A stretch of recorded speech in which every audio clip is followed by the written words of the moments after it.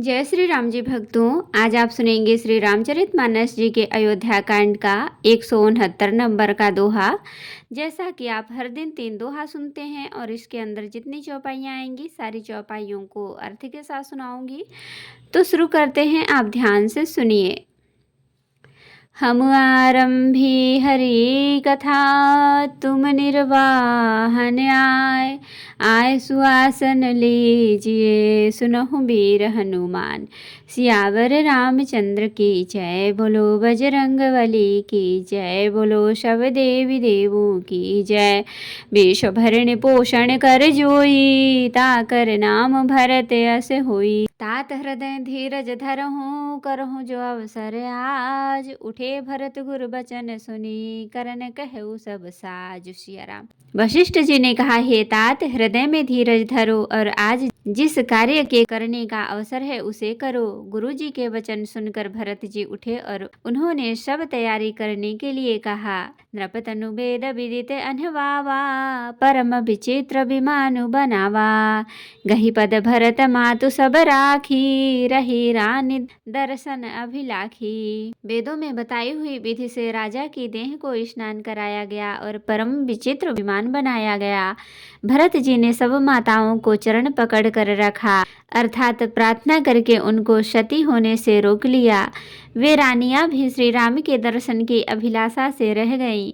चंदन अगर भार बहु आए, अमित अनेक सुगंध सुहाए। सरजु तीर रचि चिता बनाई, जन सुरपुर सोपान सुहाई। चंदन और अगर के तथा और भी अनेकों प्रकार के अपार कपूर, गुग्गल, केसर आदि सुगंध द्रव्यों के बहुत से बोझा आए। सरजू जी के तट पर सुंदर चिता रचाकर बनाई गई, जो ऐसी मालूम होती थी मानो स्वर्ग की सुंदर सीढ़ी हो। एहि विधि दाह क्रिया सब कीन्ही, विधिवत नहाय तिलांजलु दीन्ही। शोधि सुमृति सब वेद पुराना, कीन्ह भरत दस गात विधाना। इस प्रकार सब दाह क्रिया की गई और सब ने विधि पूर्वक स्नान करके तिलांजलि दी। फिर वेद स्मृति और पुराण सब का मत निश्चय करके उसके अनुसार भरत जी ने पिता का 10 गात्र विधान 10 दिनों के कृत्य किया।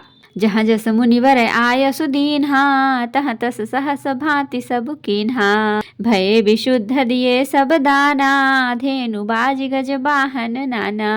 मुनि श्रेष्ठ वशिष्ठ जी ने जहाँ जैसी आज्ञा दी, वहाँ भरत जी ने सब वैसा ही हजारों प्रकार से किया। शुद्ध हो जाने पर विधि पूर्वक सब दान दिए। गौवें तथा घोड़े, हाथी आदि अनेक प्रकार की सवारियां, सिंहासन भूषण बसन, अन्न धरण धन धाम दिए। भरत लहि भूमि सुर, भे परिपूरन काम। सिया राम। सिंहासन, गहने, कपड़े, अन्न, पृथ्वी, धन और मकान भरत जी ने दिए। भूदेव ब्राह्मण दान पाकर परिपूर्ण काम हो गए, अर्थात उनकी सारी मनोकामनाएं अच्छी तरह से पूरी हो गईं। पितु हित भरत कीन्ह जसि करनी, सो मुख लाख जाय नहीं बरनी। सुदिन सोधि मुनि वर तब आए, सचिव महाजन सकल बुलाए।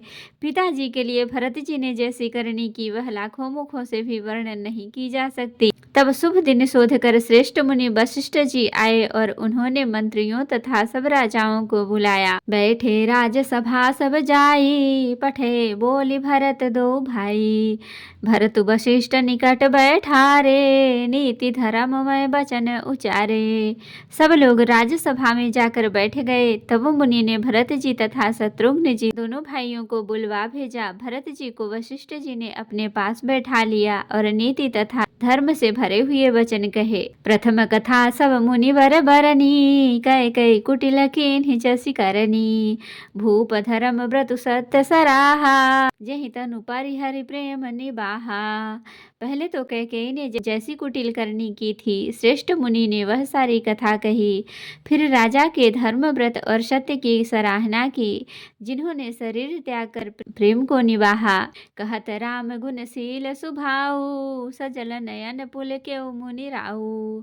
बहुरी लखन सिय प्रीति बखानी, शोक स्नेह मगन मुनि ज्ञानी। श्री रामचंद्र जी के गुण और शील और स्वभाव का वर्णन करते करते तो मुनि राज के नेत्रों में जल भर आया और वे शरीर से पुलकित हो गए। फिर लक्ष्मण जी और सीता जी के प्रेम की बड़ाई करते हुए ज्ञानी मुनि शोक और स्नेह में मग्न हो गए। सुनहु भरत भावी प्रबल बिलखि कहु मुनिनाथ, हानि लाभ जीवन मरनु जसु अब जसु विधि हाथ। सिया राम। मुनिनाथ ने बिलख कर कहा, दुखी होकर कहा, हे भरत सुनो, भावी होनहार बड़ी बलवान है, हानि लाभ जीवन मरण और यश अपयश ये सब विधाता के हाथ है। अस विचार कहि दे ये दोषु, व्यर्थ काहि पर कीजिए रोषु, तात विचार करहु मन माही, सोच जोग दशरथ नृप नाही। ऐसा विचार कर किसे दोष दिया जाए और व्यर्थ किस पर क्रोध किया जाए। हे तात, मन में विचार करो, राजा दशरथ सोच करने के योग्य नहीं है। सोचिय विप्र जो वेद विहीना, तजि निज धर्म विषय लय लीना, सोचिय नृपति जो नीति न जाना, जहिन प्रजा प्रिय प्राण समाना। सोच उस ब्राह्मण का करना चाहिए जो वेद नहीं जानता और जो अपना धर्म छोड़कर विषय भोग में ही लीन रहता है।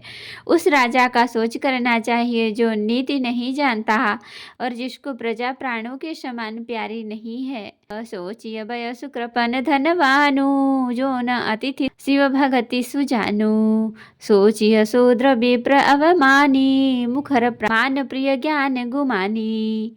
उस वैश्य का सोच करना चाहिए जो धनवान होकर भी कंजूस है और जो अतिथि सत्कार तथा शिव जी की भक्ति करने में कुशल नहीं है। उस शूद्र का सोच करना चाहिए जो ब्राह्मणों का अपमान करने वाला, बहुत बोलने वाला, मान बढ़ाई चाहने वाला और ज्ञान का घमंड रखने वाला है। सोचिय पुण्यपति वंचक नारी, कुटिल कलह प्रिय इच्छाचारी, सोचिय बटु निज व्रत परिहरई, जो नहीं गुरु आयसु अनुसरई। पुनः उस स्त्री का सोच करना चाहिए जो पति को छलने वाली, कुटिल कलह प्रिय और स्वेच्छाचारिणी है। उस ब्रह्मचारी का सोच करना चाहिए जो अपने ब्रह्मचर्य व्रत को छोड़ देता है और गुरु की आज्ञा के अनुसार नहीं चलता। सोचिय ग्रही जो मोह बस करई कर्म पथ त्याग, सोचिय जति प्रपंच रत विगत विवेक विराग। सिया राम। उस गृहस्थ का सोच करना चाहिए जो मोह बस कर्म मार्ग का त्याग कर देता है।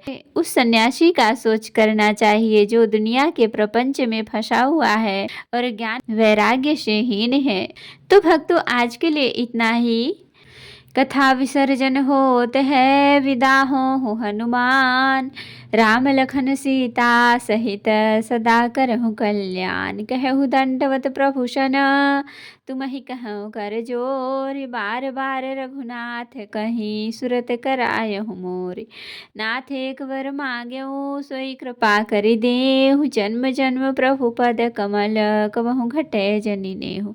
सियावर रामचंद्र की जय, बोलो बजरंगबली की जय, बोलो सब देवी देवों की जय।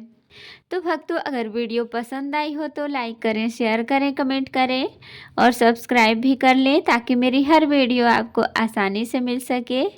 जय श्री राम जी भक्तों, आपका दिन शुभ हो।